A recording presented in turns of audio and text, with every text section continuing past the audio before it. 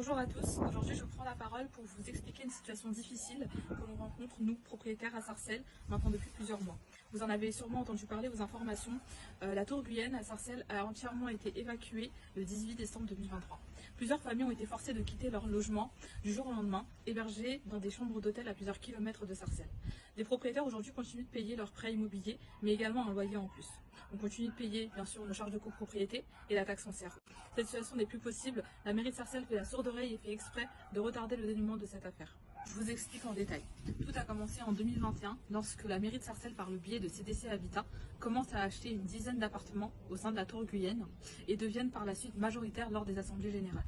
Donc ils ont commencé en fait par virer notre syndic de l'époque pour mandater un syndic provisoire qui s'appelle Réagir. Cette décision a été prise sans notre accord, on a été informé uniquement par mail et on verra en fait que par la suite ce changement aura de lourdes conséquences sur nous. 2 mois avant l'évacuation, la mairie mandate un bureau d'études spécialisé dans l'habitat dégradé, et ça sans aucune autorisation des propriétaires. Je rappelle ici que c'est une résidence privée. L'expertise de ce bureau a montré qu'il fallait réaliser des travaux sur les parties privées, donc au sein de nos appartements, mais également des travaux dans les parties communes. Là, la priorité, c'était d'effectuer des travaux dans les parties privées et dans un délai de 2 mois, afin d'éviter toute propagation d'incendie. La mairie elle a imposé une évacuation de l'immeuble dans un délai de 48 heures uniquement si les travaux des parties communes n'étaient pas réalisés. Donc d'après le rapport, effectivement les travaux des parties communes étaient préconisés, mais il n'y avait pas d'état d'urgence. Donc il n'était pas justifié de forcer l'évacuation le 18 décembre 2023. Donc ce jour-là, les forces de l'ordre étaient présentes pour cadrer l'évacuation. Des familles de 4-5 personnes ont dû être déplacées dans une chambre d'hôtel à Pierrelet, le temps qu'ils trouvent eux-mêmes, seuls, une solution de relogement. Ils ont dû tout laisser, tout leur mobilier, et ça pendant 3 à 6 mois.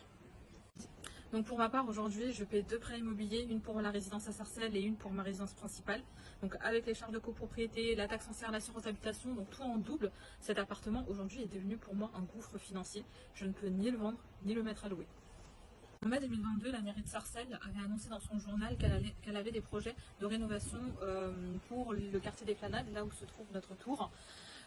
Cela a un lien avec les décisions qui ont été prises par la suite, malheureusement on ne le saura jamais.